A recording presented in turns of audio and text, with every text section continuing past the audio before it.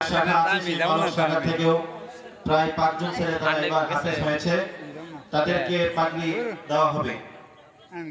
প্রথমত হাফেজ মোহাম্মদ ইমরান হাসান, পিতা মোহাম্মদ ওয়াজউদ্দিন, ঠিকানা গর্জরিপা, দক্ষিণপাড়া, শ্রীবর্দী, শেরপুর।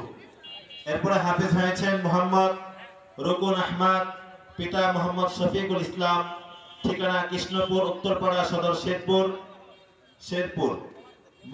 এরপরে হাফেজ হয়েছেন মোহাম্মদ আতাউল্লাহ, পিতা আহমদ রফিকুল ইসলাম, ঠিকানা লতারিয়া, পূর্বপাড়া সদর, শেরপুর।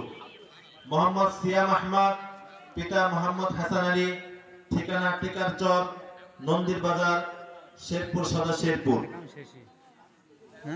এরপরে হাফেজ হয়েছেন মোহাম্মদ আব্দুল মজিদ, পিতা মোহাম্মদ ফারুক আহমেদ, ঠিকানা চরশেরপুর, শেরপুর সদর, শেরপুর।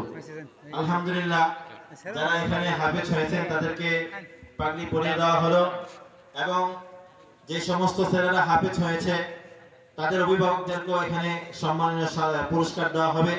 আমরা তারা আসি। মোহাম্মদ ইমরান হোসেনের বাবা, রুকুন আহমদ, আতাউল্লাহ, সিয়াম আহমদ, আব্দুল মজিদ, এই সমস্ত অভিভাবককে স্টেজে আসার জন্য অনুরোধ জানানো হচ্ছে।